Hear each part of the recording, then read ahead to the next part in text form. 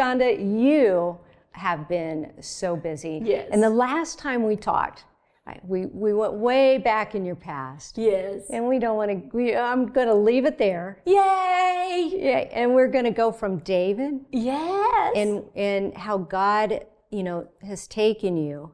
On that journey. And he's given you, on a huge journey. Yes. It's interesting. I always say grief is the gift that keeps on giving. And it does. And my heart is so tender toward other widows. And I see them, they'll come to my shows, they'll say something, oh, I read your book, or I heard your husband passed, and they want a helpful hint of what's going to get through it. And I always tell them, as much as I hate to tell you this, it's just time. It just takes time. And so don't be afraid to weep. I always say, getting through grief is 3 W's, wake up. In other words, that means just get out of bed, do the next thing. The other one is let yourself weep. But the third one is worship every chance you get. Oh, that's good.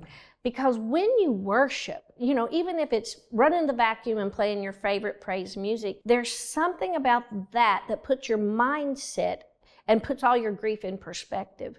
It doesn't make it easy. I still miss my man very, very much. How long has it been now? It'll be, actually, while we're filming this, it's 9 years tomorrow.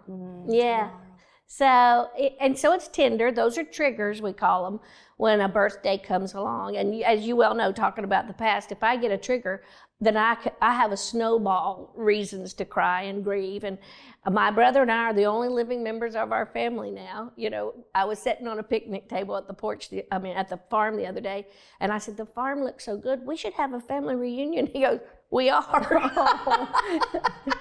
But a lot of parents are struggling. You know, they don't have those relationships with their kids, or they've walked away from God, and how do we bring them back? And you're right, sometimes all you can do is just pray. And, of a certain age, when your children are of a certain age, you have to take a deep breath and go, this is on them now. This is their journey. I will always be here for support and love, but this is their journey. When you know that you've done all the praying and begging and pleading and apologizing and caring, then you can say, my heart is clear.